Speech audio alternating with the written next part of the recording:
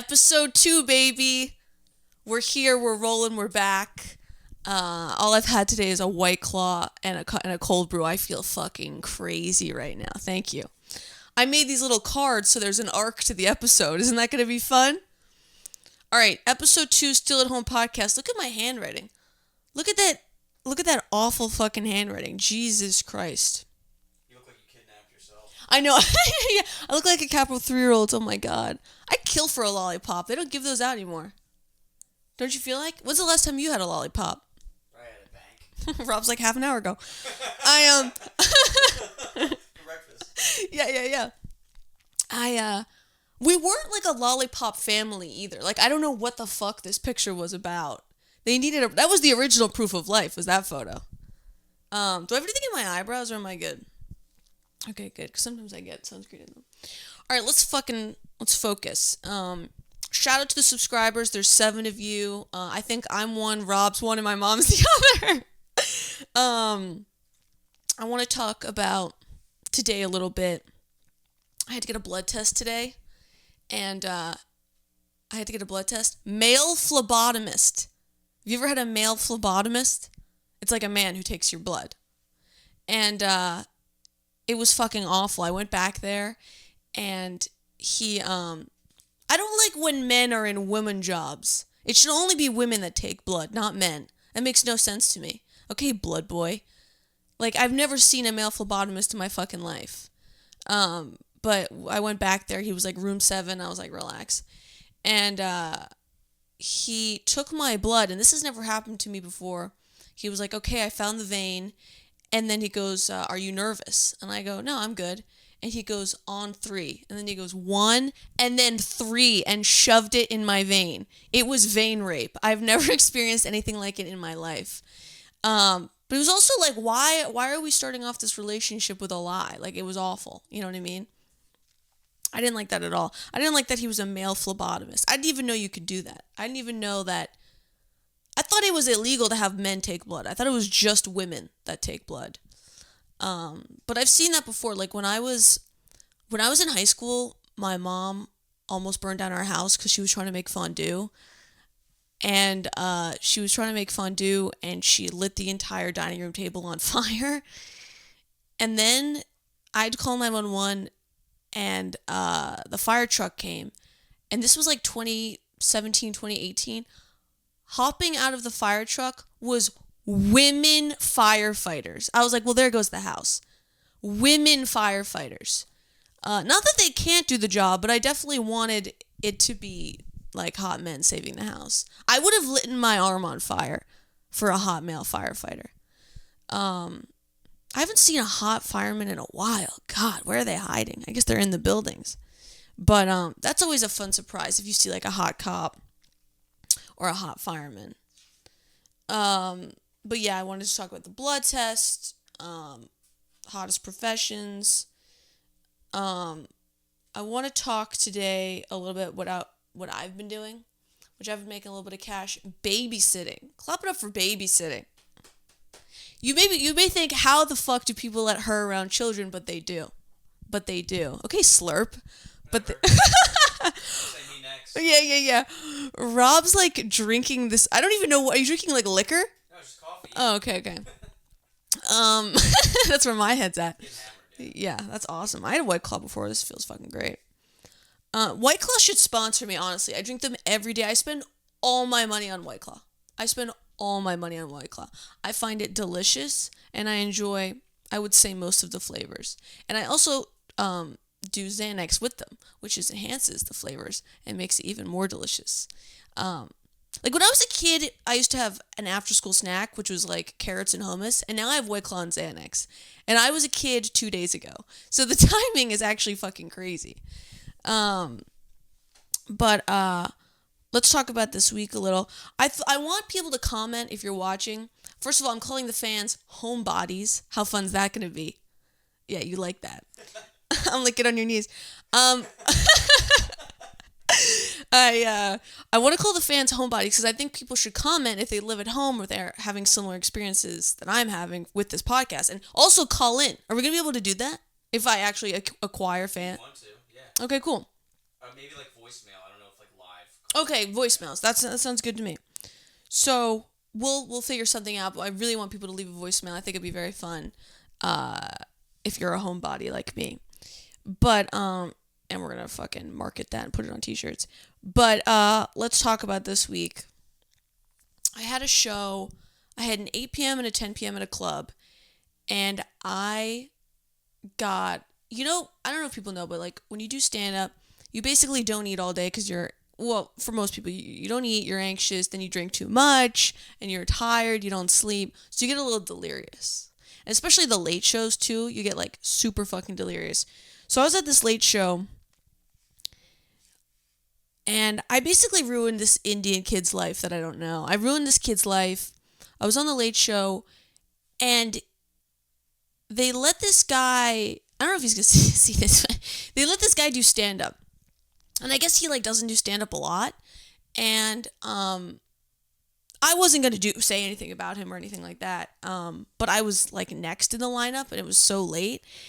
And he had like a real Indian name too, and I just love fucking throwing that around. And well, that's not true. I think I just called him a stereotypical Indian name, and he just agreed to it. He just took it. But there's this Indian kid, and he went on, and his set was pretty good. You could tell he was kind of like nervous because he was like speaking very quickly. And then I went on, and I wasn't going to say anything about his set, his awful set. But he did leave his joke notebook on the stool. And I pretty much did like a dramatic reading of his notes. It was like, his notes were weird. It was like, Wawa, Arrow, Sydney Sweeney. And I was like, what were you trying to prove there? And this kid was in the back, and I think his camera was still running for recording his own set. And then I think he kept recording my set that was about his set. And I'm real worried he's going to post it. I've been having real nightmares about that. But they kept on telling me at the club, they were like, okay, don't do crowd work on this, don't do crowd work on that. And I was like, sometimes I just gotta fucking fly. Sometimes mama's gotta let the chains loose. But yeah, he wasn't so good. But I am really worried that he's either masturbating to my tape of like me destroying him verbally, or he's like fucking making an Indian voodoo doll of me, and like I'm gonna like fucking get hit by a car tomorrow. But Indian people, and everybody should be writing this down, Indian people usually love me. Like, I'm not even kidding. Like, people think I'm Indian. I'm not, but I'm flattered. They think I'm Indian. They think I know what Bollywood is. And it's like, who does? And I was at a club recently dancing with my friends, and we weren't getting hit on by anyone. And that was upsetting. But this Indian kid, I hope he's watching this. He did come up to me. He said, "You are very beautiful." And I was like, okay. And that was fun. But he said it and walked away. You got to stay and like chat with the girl. Nobody's approaching anybody in public anymore. And it's really upsetting me. I would sell all my assets and some of my family members for a boyfriend, and I'm not kidding. Is that bad? Rob's got a wife and like a family, which is like whatever. I'm kind of killing it. Wait, why? If you looked at the two of us on the street and you go, who's married with a family? Yeah. So funny. Sorry. No, I've just been going on these awful. I've gone on. Oh yeah, I also wanted to touch on this. I think in the past month, I've gone on like 3 or 4 first dates. So probably like one a week, and all through Hinge, I go on these dates. And all of them, I'm 0 for 4, which is fucking crazy statistically. Like being 0 for 4. Like think about that, 0 for 4. And I was telling my friends, I was like, I'm 0 for 4 on these first dates. Like I can't get a goddamn second date. And they were like, okay, well, what did you wear? What'd you talk about? Like we're trying to like deduce what's wrong.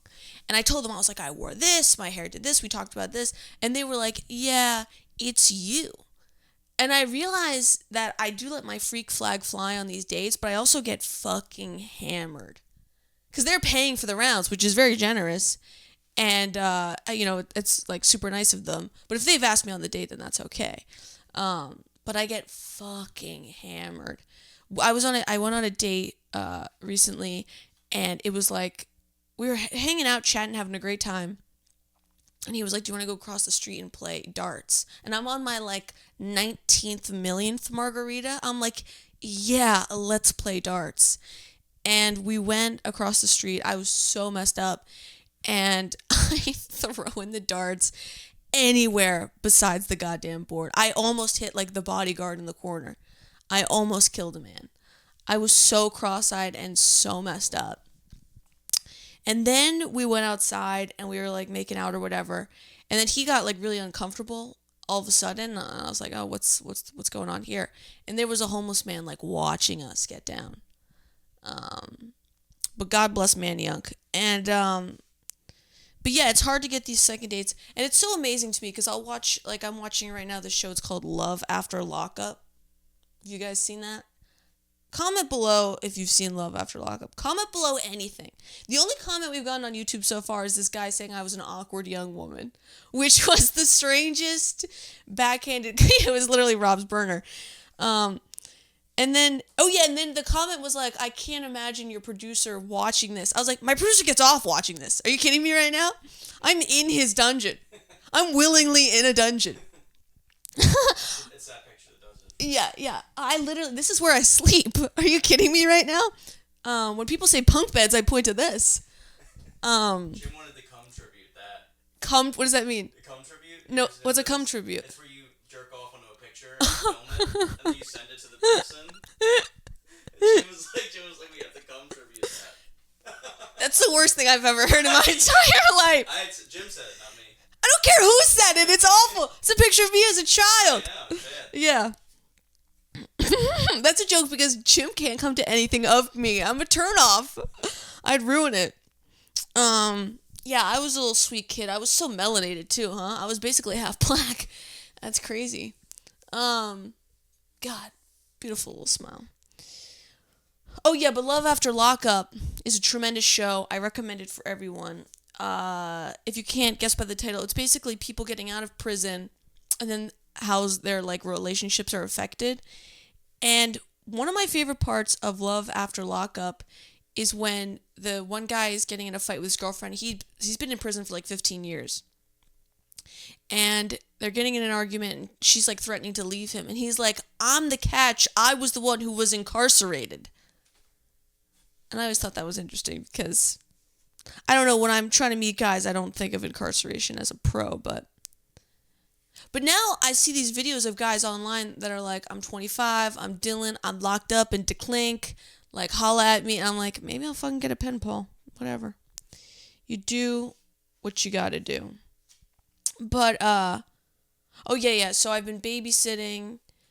And this is like a schizophrenic podcast. It's just internally schizophrenic. I'm deeply troubled. But let's talk about living at home. We talked about dating, living at home. That's tough. Like I was in the car with my family recently, and I had the aux, and my phone was plugged in. And I got a call from like a random number, but my mom forgot that it's connected to my phone, so she answered it. And I fully thought it was my drug dealer calling me because it like, obviously I don't save his contact. And my mom answered, she was like, hello. And my drug dealer fully answered, had a full conversation with my mother. And he was like, you good? And my mom was like, who's this? And he was like, well, I'm not going to say his name, but he's a really good drug dealer. But I'm not saying I get drugs. But, you know, Xanax does come to my hand in my mouth once a month. We've talked about Xanax. I do get Xanax. And do you take Xanax? No? You wouldn't try it? It's not like a bad drug. I would try it. I mean, you just can't drink on it from what I've heard, so what's the point? Well, that's exactly what you should do on it. It's actually the only thing you should do on it. And it's funny you say that, Rob, because when I was prescribed it, I was told, don't drink on this. You have to take it by itself and with food. And I've been doing 0 for 2. I have not been eating on it, and I've been drinking on it. And let me tell you, it is delicious. It is dessert for the day. It is absolutely scrumptious. It's my favorite thing to do. I'm such a freak about it too. I was gonna bring it for like show and tell, but I was like, he'll steal it. But I would love to tap into the Klonopin market. But then there's also the things where it's like RX, which I think means like slow release. Is that what that means? But mine's quick. I feel because sometimes I'm so boiled with rage. What I was told when I was given Xanax initially by my practitioner was you should take this when your head is swirled with thoughts, you can't calm down, and your chest is pounding. But funny about that is that's how I feel from the moment I wake up to the moment I go to bed. And sometimes I'll put Xanax in my cereal. It's like a fun little Lucky Charm. You know what I mean? You should write that down. That's brilliant. But anyways, yeah, dot. But yeah, I suggest it. I take Xanax like it's like grapes in the afternoon. Like it's just like a little like perk, a little sweetie. But it's nice to have. I kiss it before I go to bed. I like put a little mustache on it, like it's my husband. I don't know. Or we're getting goofy. But I want to talk about babysitting. I babysit these two boys, super cute kids, super super nice, and the problem is I'm so much older than them, but mentally I'm permanently a child. Like I'm not an actual adult. I just pretend to be. And like they had pizza coming at their house, and like I was like given cash, instructed to get the pizza and feed the kids, like simple enough. But their house was like kind of big and scary, and I was like sitting with them in the living room, and the doorbell rang, and like obviously it's the pizza guy. Like it was 45 minutes after we called. It's not a burglar. It's the pizza guy. And the little boy turned to me. He was like, "Can you get the door?" And I was like, "You get it." Like literally you get it. Cuz I get scared. Like I don't know, what if they're going to like hit me or something? But it's fun. I basically get paid. They like beat me up, but it's like fun. It doesn't like hurt, so I like allow it. Like they have those like Star Wars I don't know, wands or whatever the fuck you call them. And they just hit me mercilessly with them. But it's worth it. I've been paid less to get hurt a lot more. You know what I mean? But everybody comment a little bit about the homebodies. Yeah, that's good. But let's talk about let's go back to dating a little bit. But when I go out for these damn dates, it's hard. You can't bring them home. But I did this is the tough part about the podcast, because you want to talk about how private you want to go. So maybe we'll skip it a little bit. Let's talk about scary movies. We'll circle back. The scariest movie of all time is Jumanji, and I'm not kidding. What's the scariest movie you've ever seen? Me? Yeah. Probably the first time I saw Blair Witch Project. Yeah, that is a good one. That's a very scary one. I think Jumanji is so goddamn terrifying, and it's not because of the little French girls that find the board game at the end. It's the whole. There was such a curveball when that board game made it all the way to France. I don't know what's the story there, but it made it there. Jumanji is so goddamn scary. I love the end when you have to like say the word Jumanji, because then you know the game is over. I wanted that to be my senior quote. I wanted my senior quote to be Jumanji, because then like the game is over. And my sister fucking hit me on the head. She was like, "Don't do that, nerd." I was like, okay, whatever. My senior quote was pretty good. At my school, I went to Lower Merion, which is where Kobe Bryant went to school. R.I.P. And we our like school plaque, the what do you call it? Like not the high school quote, like the message of the high school was "Enter to learn, go forth to serve." And then my my senior quote was, "Shouldn't it be enter to learn, go forth to get served?" And that was, the teachers were not happy with that. I'll tell you that much. But it made it in. It was good. Because I thought it was such a stupid sign. Enter to learn, go forth to serve. I was like, that's the last thing I'm planning on doing after high school. I've missed 900 days. I'm planning on never fucking coming back here. I missed so many days in high school. Oh my God. I don't know if I ever really graduated. I mean, I guess I did. But mine was fucked up because it for our senior year was COVID. So like I guess I did. But they were like, I remember in like March of 2020, they were like, yeah, somebody ate a bat and now school's going to be closed and nobody's getting prom or graduation. And I was like, I don't really care. I wasn't going to go to either of those anyway. But yeah, that was a fucking crazy time. But my high school, the teachers sucked. They fucking blew. I remember one time I was ditching. I was able to walk to school, so I was super lucky because I was able to ditch constantly. Because I couldn't drive, nor did I have a car, but I lived super close to the school, so I was able to walk, and which is my own parents' fault. And one time I came home and my mom was like, I just got an email from your chemistry teacher. And in my mind's voice, I was thinking to myself, that's crazy because I haven't gone to chemistry in 30 days. And my mom said, I just got an email that you haven't been to chemistry in 30 days. And I was like, wait, that sucks that you know that. And then she went in for a meeting with the chemistry teacher, and my chemistry teacher was like, I think she's retarded. And my mom was like, yeah, that's not something new. And then he failed me big time, and then I had to go meet with my guidance counselor, and my guidance counselor was like, you're gonna repeat junior year. And I was like, if you think that's happening, you're fucking nuts. I'm not doing that. And then actually what's funny is that after that meeting, I had like tried stand up. There was like a show I was doing, and I invited my counselor was like, you're going to have to repeat junior year because you literally have zeros in all of your classes. And I invited him to my like stand up show, and I fucking crushed. And he, like, I think he must have fudged, like, God bless this guy, because he definitely fudged the numbers for me. He was really nice, and he had adopted a bunch of kids. It's like, relax, but I guess that's a nice thing to do.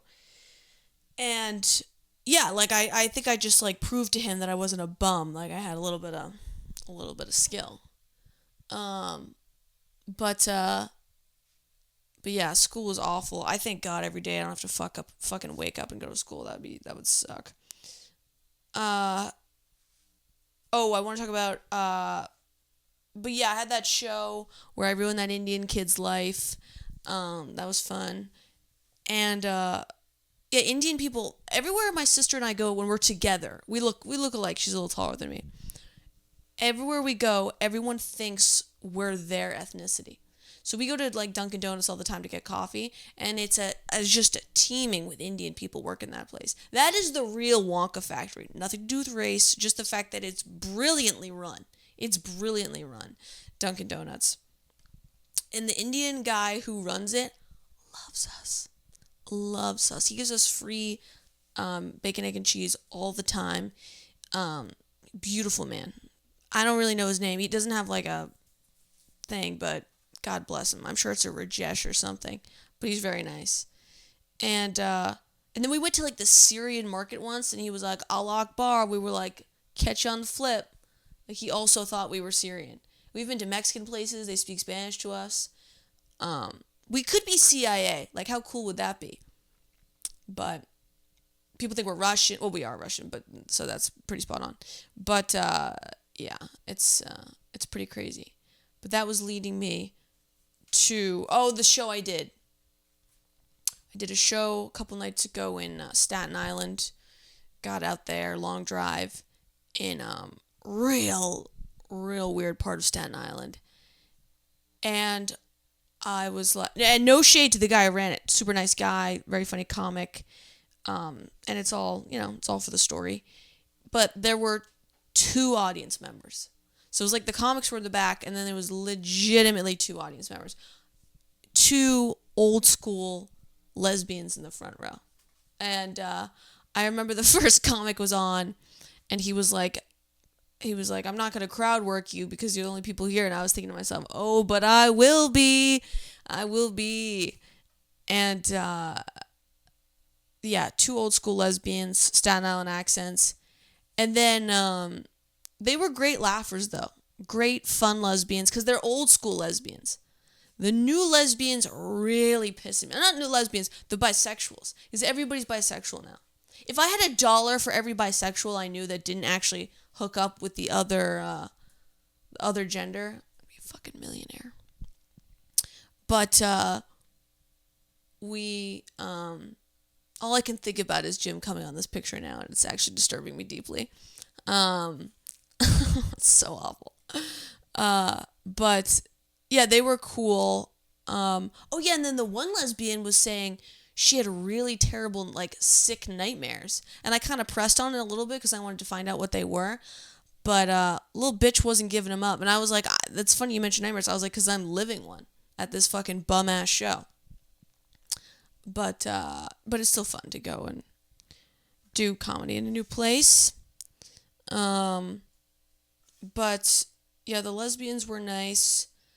I don't think I have anything crazy coming up. I think I have another show in Staten Island. But if you're watching this, comment, because then we get to see who's watching. We get to see the demographic. It'll be fun. But I'm on Hinge. It's awful. And Hinge is just a giant lie, because everybody's like open. Like I'll hook up with a guy and his profile will be like open to long-term relationship, and he'll be like, "Can we do anal?" And it's like literally minute 20 that we've met. And I'm like, I don't think this is gonna be an everlasting love. You know what I mean? But the apps aren't the way to do it. You gotta go out there and meet people in person, or just have a gay boyfriend. I mean, that's what I have with Jim. Just have a partner that is completely into the other sex. Completely, it's actually a beautiful relationship. But yeah, from Hinge, I hooked up with a doctor who is 35. I'm 23, a little bit of an age diff. And it was weird because he had a cat that I'm like allergic to cats, and I'm so fucking terrified of them. And he like gave me this pill. He was like, "Take this, you won't get allergic." And then I was like, "Are you sure?" And he was like, "Yeah, I'm a doctor." And then I was like, "Prove it." And he put on all his scrubs for me and the like stethoscope thing, which was kind of hot. But always make sure you make people prove who they are. It's very important. What else have I been watching recently? I've been watching The Walking Dead. Clap it up for The Walking Dead. It's really good. The only problem I have with The Walking Dead is the whole show is fantastic. There's literally nothing wrong with it.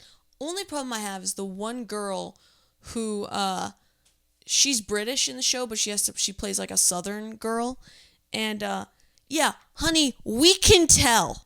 The accent fucking blows. She sounds like she has marbles in her mouth. She's such a miscast. She's pretty and she acts fine enough, like her acting, but she that damn accent takes me out of it so bad. So goddamn bad. But other than that, very good show. And then of course, Love is Blind. I bet you will know people on the Love is Blind Philly. Someone we know is gonna do it. Someone for the plot. Someone's definitely gonna do it. I should do it. I should be on Love is Blind Philly. They'd be like, "So what's your name?" And I'd be like, blah, blah, blah, blah. I'd be like, "Okay, she's nuts."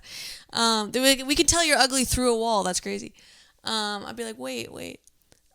I don't even know what I would do. If I was on Love is Blind, I would lie through my fucking teeth about everything. They'd be like, "What do you do for fun?" I'd be like, "Crack." They'd be like, "Okay." And they'd be like, "What do you do?" I'm like, "I'm a school teacher." There was like a prolonged period of weeks where like I was on Tinder and I would just completely lie about my profession. They'd be like, "What do you do?" I'd be like, I'm a fucking painter." They'd be like, "Can I see your paintings?" I'd be like, "No, want me to like have sex with you?" And then yeah, Love is Blind. It's a very good show. It's very good. So far so good. They have to release the next one. And we try to watch shows together as a family. We're in a bit of a TV drought. There's no ever since Alex Trebek died, we've really been fucked. God, he's answering so much trivia in heaven. That's fucking crazy. He's in Alex Trebek in heaven is so annoying. He's like, there's like I'm trying to think who's died that's in heaven. It's like a lunch table, and it's like Kobe Bryant, Alex Trebek. Who else is dead? Obama? No, he's still kicking. Who else is dead recently? Ozzy. Ozzy. Oh my God, it's Kobe Bryant, Ozzy Osbourne. Hulk Hogan. Sure. And I'm like, I know who that is. Wait, he's dead? Hulk Hogan and Ozzy, yeah. How did Hulk Hogan die? Something was wrong with his spine, and the doctor told him like, "Hey, you gotta like not move and chill at home for a while." And he was like, "No way, brother." Yeah. It was like, yeah. Back in the ring, but he died because he dances for a living. Wrestling's just dancing, isn't it? No. Oh God, Jim would be so mad if we heard you say I know. We're at 30. That was quicker. I've done better this time. Rob's like, sure, hun. Yeah. All right. We'll end this here. I'll have more shit next week. I've got more shows. Follow me on Instagram at RobStanComedy. Just kidding. Please follow me. No, do Romy Rosner Comedy on all my accounts. For God's sakes, subscribe to this fucking podcast and comment if you're a homebody. That's what I'm calling the people who watch this. I mentioned that, but I think it's very clever. And yeah, thanks very much. We'll see you next week.